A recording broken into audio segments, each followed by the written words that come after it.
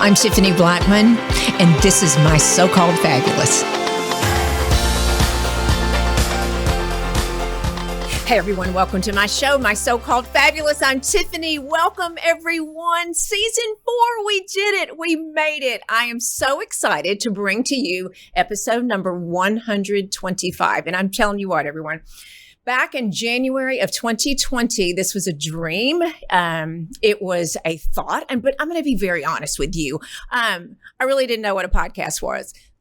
And now I really know exactly what a podcast is and all the people that I'm reaching. And then I hear from you and I'm absolutely just blown away at the support and love and the connections that we've made. So in recording this in the last, good grief, we are hitting almost our third year and we've not missed a Tuesday. We've been consistent. We have had wonderful guests, during shutdown. We still know what COVID is. During shutdown, I had to do it by myself. And I have to tell you, I have an insecurity, and that is getting on this show and talking to you by myself, because I really think, who gives a flying bleep what you think, or does anyone care what I think or what I say? So that's a little bit of an insecurity for me. So, insecurities. And if I got on here and started talking about cooking, I could talk your ears off about cooking because that's my specialty. That's what I've known my whole life, my whole career. And, but getting here just talking to you about life. But then I was thinking about this recently. I was planning out, or my team and I were planning out season 4. And I was thinking through this. I was thinking, why did I do this in the first place? Why, at the age of 54, now 57, did I become an influencer and content creator? I'm a chef, for heaven's sakes. Because I have had success and I've had failures. And I have learned from both. I will promise you, I have learned more from my failures than I have my success. So I thought about this and I thought, this is why I'm doing this. So I should talk to you about so much. Number 124, back in, what was it, June? Because we took July and August of 2022. Is that the year? I can't even remember what year it is.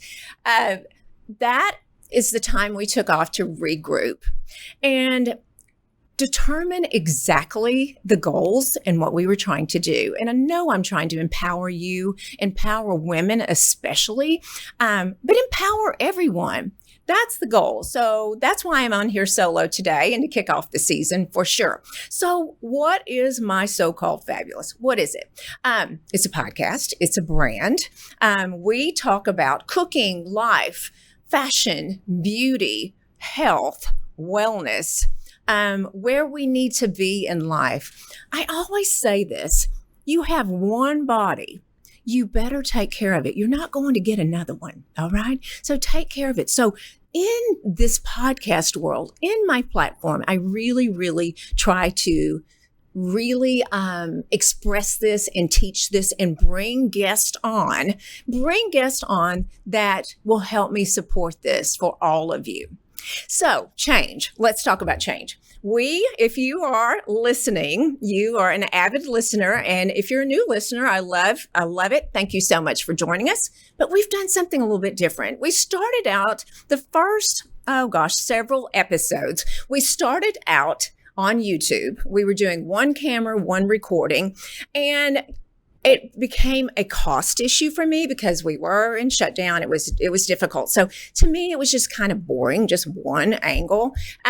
So I had to take a good look at what do we need to do? So after a lot of consulting with a lot of people and a lot of people that are smart, much smarter than I am in this industry, I came to the conclusion, maybe you want to see me, because my career has always been in camera work, doing camera work in front of people, in front of audiences, small and large, but seeing me. So what you can do now is you can actually see me on my YouTube channel.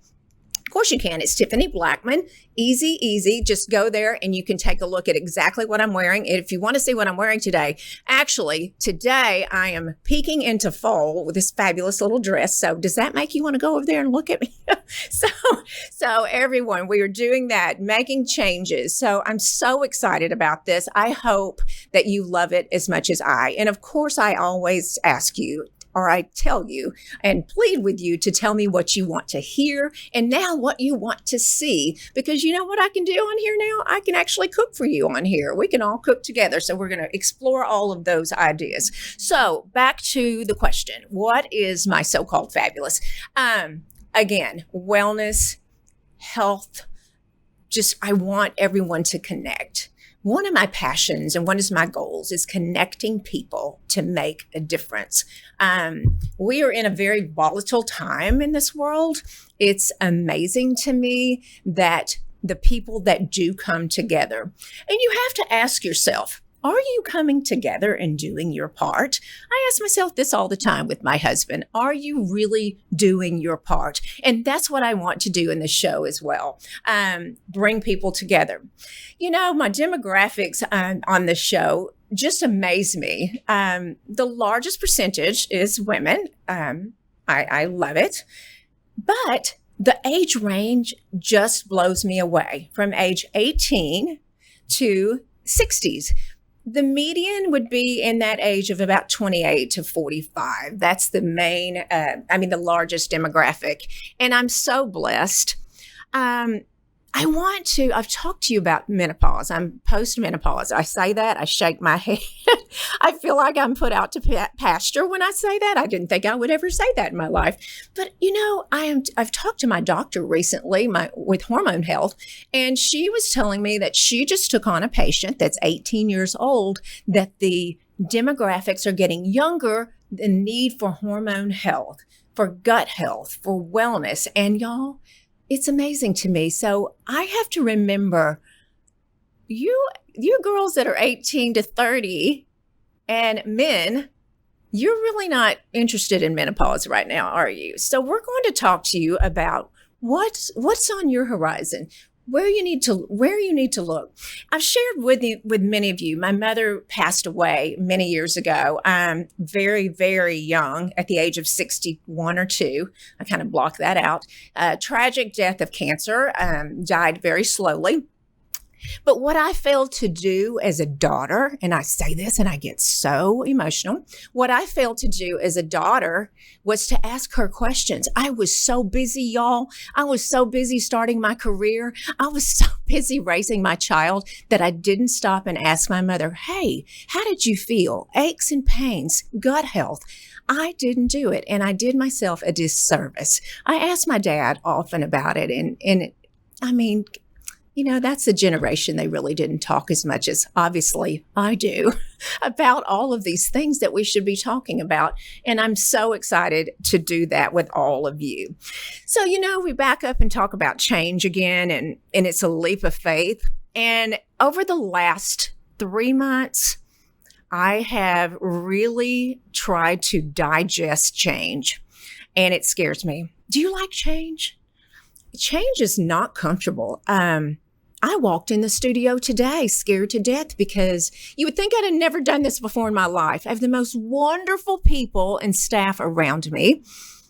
Just anything I can do to succeed, and so blessed with this and the talented people. And like I said earlier, stay in your lane. I cannot produce a podcast. I don't have a desire to do that, but embrace this change is what I had to do, and face the fear of coming in this studio to do today, brand new, just not knowing what to expect. Are they going to listen to me? Are they going to listen to me as my audience? Will they listen? Will the new staff listen to me? And I'm just blown away. Again, I get a little emotional because just blessed with great people that want you to succeed. And y'all, that's just a great, great feeling. It's amazing. So, but Get out of your comfort zone. It's worth it. Let me tell you, I'm working my brain quite a bit, quite a bit. What was the game? It is the game Sudoku. Is that I think that's the game that keeps your brain fresh. And we've talked about on the show early onset dementia and Alzheimer's. And I remember a former boyfriend, his father was an avid Sudoku player. So I thought, I have to take this up. I have to do this. This is what I need to do to keep my brain sharp. Y'all, start a podcast in your 50s. That'll keep you sharp, especially in the social media world. Oh my gosh, it changes every single day. I ask you all questions and people do direct message me, and I just love connecting with you, but so many have asked the question, and I'm going to talk about it again. Why did you start doing this when your husband retired and in your 50s? And it's like I said earlier with menopause, I just knew I wasn't finished. I have a passion for getting in front of the camera and telling people what I want to say. And so that's why I did it. I had no idea, y'all. I had no clue what it took to be in the influencing and social media world. Had no clue. I just thought you just took pictures, you put them on Instagram. Now I understand, guess what? To do this business, you need to monetize it. Hey, and if you go to YouTube, you can buy the stress from me. You actually can buy the stress from me. Pay for a podcast. Do it. You won't. But y'all, I am just blown away with the day-to-day change. I have a great staff, much younger than I am, because the generation in the 20s, they definitely get it. They get this technology. I mean, they were born with a device in their hand, basically, and that's not true. But you know what I'm saying. It's certainly at the palm of their hands or at their tips of their fingers. My brain doesn't work like that, but gosh, I'm getting better at it. I certainly am, and just putting it out there, just like I would have never asked you to go on my YouTube and to purchase this dress, but it's so fabulous. You have to, absolutely. So that has been the biggest hurdle, is asking for help. Right now in this phase of our business, we have achieved the most amazing team. I'm so blessed. And, one of my feelings is another hard thing for me to do is to ask for help. So I needed to hire someone to help me with just everything, a lot of stuff. And, on both the business side and the personal side. And I have such incredible guilt. Like, I don't know if it's Catholic guilt. I'm not really sure what it is. My daughter would say it's Catholic guilt, but I have such guilt because I'm like, I can do that myself. But y'all, there's not enough hours in the day, and you still want to be fresh and take care of your family, of course. So the biggest hurdles, I think, in this business has been asking for help. And now my staff would say, you don't have a problem with that anymore. But I think that is certainly been a hurdle for me. What have I learned? I have learned to be transparent. Many of you have listened from the first episode to now continuing on with me. I have been very transparent. There's a phase of my life I hid the fact that I was married for the first time. I hid it. I told no one. I actually probably fibbed about it. Never told anyone. I was so embarrassed that I could marry such an evil person, that I was a fool and was tricked and married someone that went to prison for murder. I was so embarrassed that people would judge me that I just didn't even tell anyone. I rock along several years, and I had this incredible amount of stress for I needed to tell my daughter. So I made the decision to wait 16 miserable years to explain to my daughter that I had a first marriage and that I had failed. And I'll never forget it. We were at Lake Austin Spa in Austin, and I thought, you know what? We're going to have a mommy-daughter weekend. So We go, have the mother-daughter weekend. I am so stressed that my daughter, what is she going to do, right? She's going to leave me. So I get my gumption up, and I remind you, 16 years. And I sit her down, and it's right before dinner. And I said, Kennedy, this is what happened. And I explained to her when it happened, why it happened, the outcome, the circumstances. You know what she did? She looked at me and she goes, Mom, I'm sorry. Where are we going to dinner? I'm like, are you flipping kidding me? I could not believe it. I went, but wait, let me explain to you what happened. And she's like, that's great. So can we have ice cream after dinner? I went, oh gosh. So the mental turmoil that I put myself through, y'all, of 16 years of doing this, I just say sometimes you just got to fight through that wall. You have to fight through your fears and just do it. I mean, Nike said that for a reason. Just absolutely do it. Absolutely. I have to say that this career is no joke. We work hard. We don't play that much. You have to have a lot of creativity. You have to be have an open mind. You have to have a very, very thick skin. And I have been surrounded by people that have been in front of the camera and on social platforms here for 3 years. And it's true, you have to have a very thick skin. And, I was telling you earlier, transparency. I guess you just have to say people will judge or you won't. You will embrace and love and just learn. And so, yeah, the career, another hard something is really just being transparent and have a thick skin for sure.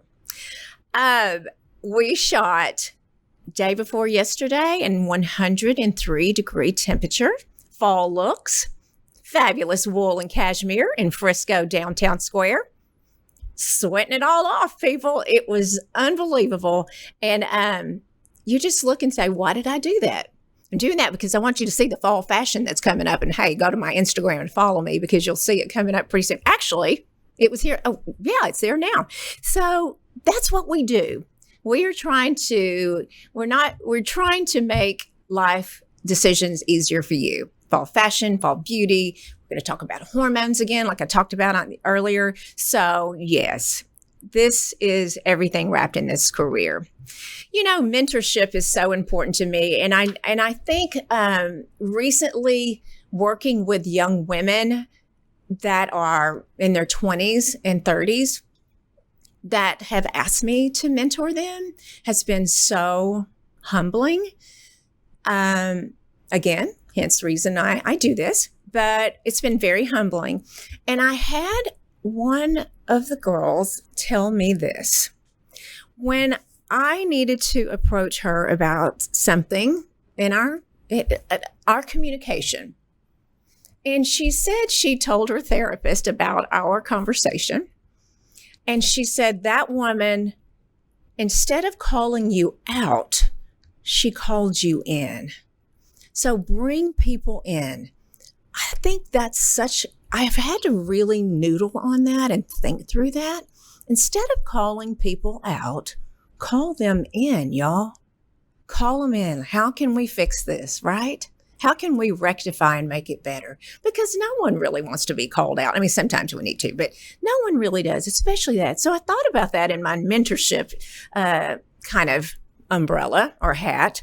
And I thought, gosh, what a great gift that young woman gave me back, telling me what her therapist said about our conversation. So incredibly important. And y'all, call people in instead of calling them out for sure.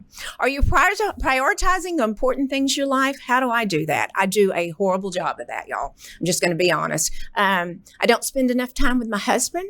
I just don't. I sit and we either shoot or do things, and we do something. This fulfills me so much. My husband has his jujitsu and he works out. He's so happy to be retired. He does not want another business. But I don't prioritize him and my friends enough. and my family. And that's shame on me. So a goal for the rest of the year is by the time we finish season 4, I promise you I'm going to figure out how to do that. Hey, let me know how to do this. This is a two-way street here. It's not a one-way street at all. So I talked to you about what we are with my so-called fabulous. We are health, beauty, fitness. Hey, I have a trauma special coming on here in a few weeks. I'm so excited for her to come on. But I also want to share something that I hope you're all doing. Are you being philanthropic? Are you giving back? Are you doing what you need to do to better the world, as I explained earlier? I was selected to be an ambassador, the first influencer ambassador for Project 4031. And I want you to look them up. We have done a podcast together before, and you're going to hear all about them. Especially if you follow me on social media, you should be. They give the gift of the end of life stories to people that are terminally ill, children, and of all ages. It's a nonprofit. Greg and I are so incredibly supportive. And I'm going to share more about that, but we were talking the other day, the gals from Project 4031, about giving back and being philanthropic. When I was growing up, I really believe that tithing was just exactly what we did. And there's a difference between tithing for the church, if that's what you choose to do, versus giving back philanthropically to an organization. Did you know that universities teach the importance of philanthropy to business students? I had no idea, because they understand that social good is the backbone of a thriving society. Think about that. The backbone of a thriving society is giving back. So they're teaching that in business school. I mean, that is amazing how far we've come. So listen to this. The annual report on giving, and I'm going to read this. Total charitable giving in 2021 grew 4% over the revised total of $466 billion contributed in 2020. So guess what we're doing? We are giving, and we should be so proud. You know, individuals continue to give, even in the most radically unprecedented times. I mean, the most radical. We've never seen anything like this. This is an unexpected example of how hopeful we should really be, right? And talking about this more. So everyone, I hope that you continue to listen. Follow me on YouTube. Now you can watch me. We're going to have some awfully fabulous things on here. You know, you can follow me on Instagram and Facebook, Tiffany C. Blackmon. And y'all, subscribe, rate, and review. And everyone, keep being fabulous.